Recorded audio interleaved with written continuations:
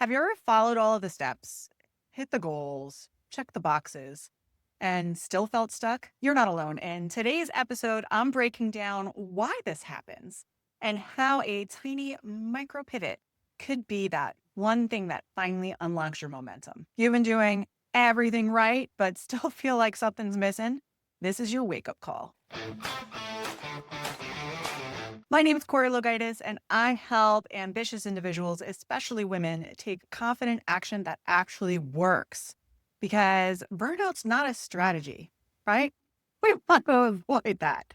So, subscribe if you're ready to lead with clarity and not just keep chasing more. So, the funny thing is, when I wrote my book, which is coming out in May of 2026, when I wrote my upcoming book, I dedicated an entire chapter to this exact moment. The moment when you realize that doing more isn't the answer. And most of the time, truth is, you're not broken. You're just one decision away from a better direction. That's the best way to look at it. Here's the truth about being stuck. Being stuck doesn't mean that you're failing. It just means that something's misaligned, right? So let's break this down. What you're doing that worked before, simply, it's not going to get you there. Why is this? And it's very, very simple. The actions you're taking day in and day out today are sufficient to have you where you are at today. If you want to get to the next level, it's going to require you taking action over and above what you're doing before, or i.e. doing now, in order to break that plateau and move to the next level. In short, you have to be willing to do what other people are not willing to do to get to that next level. And where a lot of folks get tripped up with this is they feel that they need an entirely different strategy, right? It's like, oh, I'm stuck. What I'm doing hasn't been working. Like, let me break the whole thing and start over. This is a mistake, right? The problem is we wait for big signs, but the fix is usually actually a really, really tiny shift. It doesn't require you burning down the whole building and building it brand new. It requires you changing out one specific wall or one doorway within the building to get a different result. It could be a different offer, a new time block, a mindset reframe. It's usually a very, very tiny shift, right? That makes a huge change in your outcome. Now, the reason why it's really difficult for people to see this, and it's easier instead to just burn the building down and just scrap everything you're doing, is because most people aren't tracking enough to understand what needs to shift, right? So what do I mean by tracking?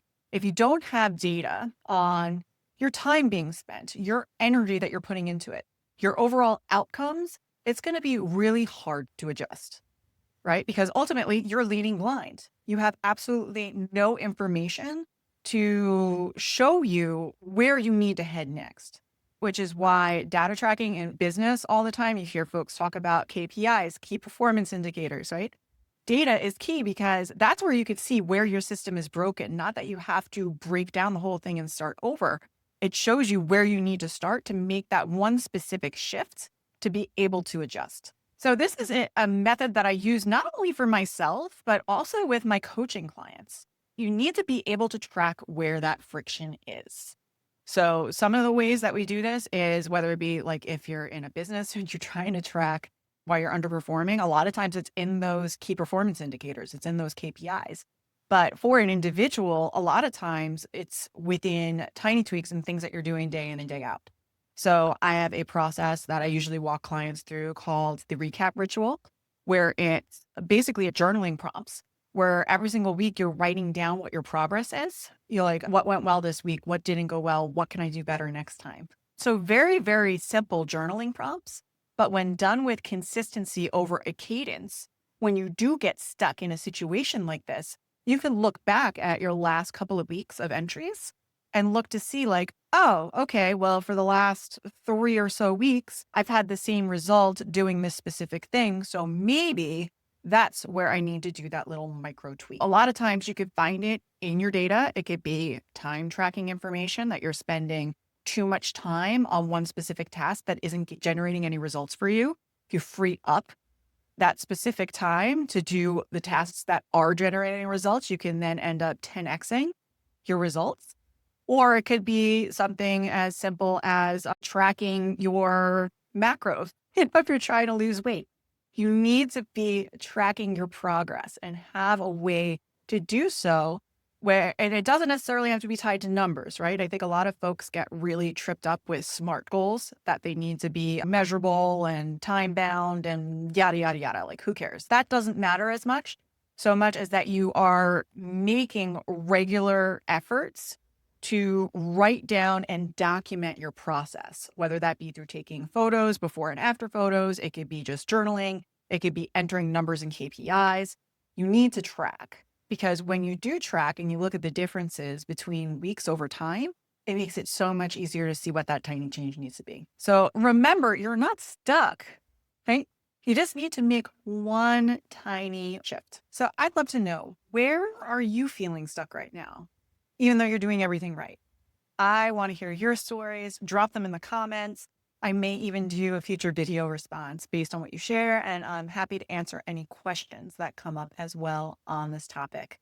Together, we can help you identify what micro shift you need to make in order to gain that momentum again. That said, if you're feeling stuck and you're overwhelmed and you want some help figuring out what your next micro pivot needs to be, make sure, if you haven't already yet, grab your results from my free Overwhelm Culprit Quiz.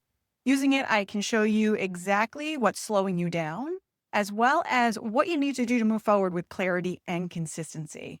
You can find it at www.coreylowe.com/overwhelm culprit, and we'll make sure that we drop it in the show notes below. Hopefully you found what I shared today valuable. If you have any follow-up questions, like I mentioned before, you can drop them below. And either way, I look forward to seeing you on the next episode. I'll see you then. Thanks for checking out The Next Step with Corey Lowe. If this episode resonated with you, share it with a friend, subscribe, and leave a review. Together, we'll transform overwhelm into action, and we'll keep taking the next step towards confident leadership. See you next time.